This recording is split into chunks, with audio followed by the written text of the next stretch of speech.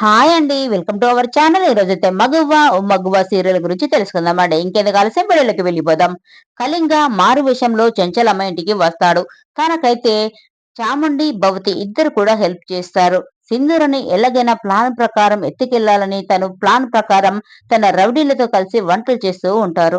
ఇదిలా ఉండగా చెంచలమ్మ ఇంటికి పంతులు గారు వచ్చి గౌరీ పూజకు అన్ని సిద్ధం చేశారా అని పంతులు గారు అడుగుతారు. అప్పుడు కేశవయ్య చక్రమికి అడుగుతాడు. అప్పుడు చక్రం చంటిని పిలిచి అడిగితే అప్పుడు చంటి బాబాయ్ మీరు చెప్పిన లిస్టు ప్రకారం అన్ని సిద్ధం చేశానండి. మీరెళ్ళి పూజ మొదలు పెట్టుకోవచ్చండి అని తనైతే చెప్తాడు. చెంచలమ్మ చంటిని చాలా కోపంగా చూస్తుంటుంది. ఆ విషయం చంటికి అర్థమవుతుంది. అప్పుడు కేశవయ్య చంటి నువ్వు వెళ్ళి నీ పని చూసుకో అని అక్కడి నుండి పంపించేశాడు. ఇదిలా ఉంటే పెళ్లికి అందరూ వస్తూ ఉంటారు. విజయమ్మ కూడా వస్తుంది. దాంతో భవతి రేణుక మీరు పెళ్లికి వచ్చినందుకు చాలా సంతోషంగా ఉందండి అని వాళ్ళు చెప్తారు. అప్పుడు విజయమ్మ ఆయన పెళ్ళెక్కడా అసలు పెళ్ళెవరికి అని వెటకారంగా అంటుంది.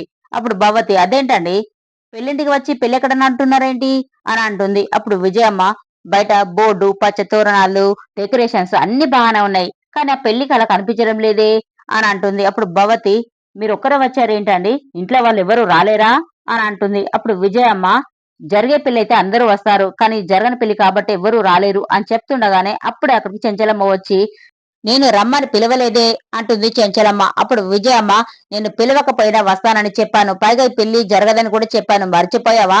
ఆయన పెళ్లి జరుగుతుందని నువ్వు జరగదని నేను ఇలా గొడవ పెట్టుకుంటూ పోతే అందరూ వస్తారు. గొడవ ఎందుకు జరుగుతుందంటే నేను జరిగిందే చెప్తాను. అప్పుడు పోయేది నీ పరువే చెంచలమ్మ.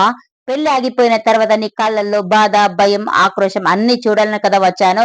అయినా నీ ముఖంలో కోపం తప్ప పెళ్లి జరుగుతుందన్న ఆనందం కనిపించడం లేదంటే ఈ పెళ్లి జరగదని నీకు కూడా తెలిసిపోయిందా అని అంటుంది. అప్పుడు చెంచలమ్మ నువ్వంటున్న మాటలకు నేనేమి చేయకుండా నేనెందుకు మౌనంగా ఉన్నానో తెలుసా?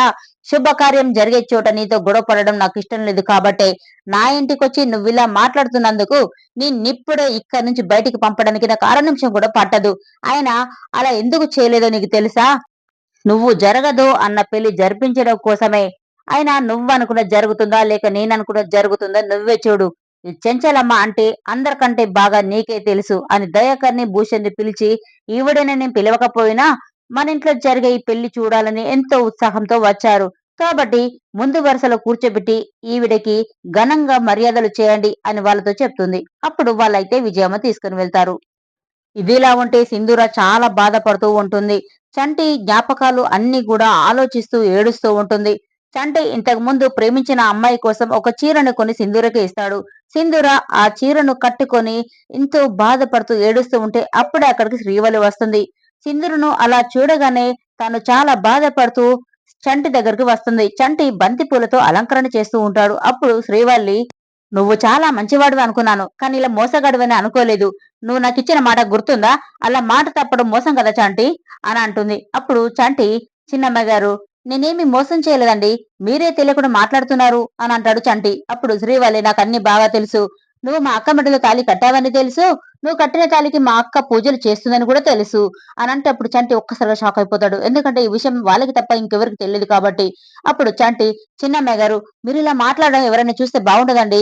ఎవరైనా వింటే ఈ పెళ్లి ఆగిపోయే పరిస్థితి వస్తుందండి. చెంచలమ్మ గారు తలదించుకునే పరిస్థితి వస్తుందండి. అందుకే అర్థం చేసుకొని మీరేమి మాట్లాడొద్దు అని కంగారు పడుతూ ఉంటాడు. నువ్వు ఇంత పిరిగివాడివని అనుకోలేదు చంటి అంటూ అక్క నుండి వెళ్ళిపోతుంది శ్రీవల్లి. ఇదిలా ఉండగా సింధూర చంటి అన్న మాటలు కూడా అన్ని ఆలోచిస్తూ చాలా బాధపడుతూ నా మెడలో నువ్వు కట్టిన తాళి ఉండగా మరొక తాళి ఎలా కట్టించుకుంటాను అనుకున్నావు చంటి? అది జన్మలో జరగని పని. ఆ తాళి నా మెడలో పడేలోగా నువ్వు ఈ పెళ్లి ఆపకపోతే నువ్వు కట్టిన తాళి కోసం నా ప్రాణాన్నైనా వదులుకుంటాను చంటి. చంటి కోసం సింధూర కొన్ని ఆకులను నూరుకొని తను చనిపోవాలని నిర్ణయించుకుంటుంది. ఇదిలా ఉండగా కళింగ సింధూర కోసం వచ్చి తన ప్లాన్ ప్రకారం తన మనుషులతో వంట చేస్తూ ఉంటాడు. అక్కడికి భవతి అలాగే రేణుక దయాకర్ భూషణ్ కూడా అక్కడికి వచ్చి వంట గురించి తెలుసుకుంటూ ఉంటారు. ఇదిలా ఉండగా సింధూర తన గదిలో ఏడుస్తూ ఉంటే అప్పుడు అక్కడికి విజయమ్మ వస్తుంది. నువ్వు కార్చే కన్నీళ్లకు కారణం ఏంటో నాకు బాగా తెలుసు. నీ బాధను మీ అమ్మా నాన్నలకు చెప్పినా కూడా వాళ్ళు నీ సమస్యని పరిష్కరించలేరు. ఎందుకంటే మీ వాళ్ళు చెంచలమ్మను ఎదిరించి మాట్లాడలేరు కాబట్టి చెంచలమ్మను ఎదిరించి మాట్లాడగలిగే ధైర్యం నాకు మాత్రమే ఉంది. కాబట్టి నీ సమస్య ఏంటో చెప్తే నీ కన్నీళ్లు తుడిచి నీకు సంతోషం ఉండేలా చేస్తాను. నీ మనసులో ఏముందో చెప్పమ్మా అంటుంది విజయమ్మ. అప్పుడు సింధూర ఏమీ లేదండి అని అంటుంది. విజయమ్మ నీ మనసులో చంటి ఉన్నాడని నాకు తెలుసు అంటుంది. మరి రేపటి వీడియోలో చాలా బాగుంటుందండి. ఎందుకంటే సింధూర కోసం కాచుకొని కూసున్న కళింగ, మరోవైపు చంటి కోసం తన ప్రాణం తీసుకోవాలనుకుంటున్న సింధూర. రేపటి వీడియో తెలుసుకోవాలంటే ఈ వీడియో నచ్చితే ప్లీజ్ సబ్స్క్రైబ్ చేసుకోవడం మర్చిపోవద్దు.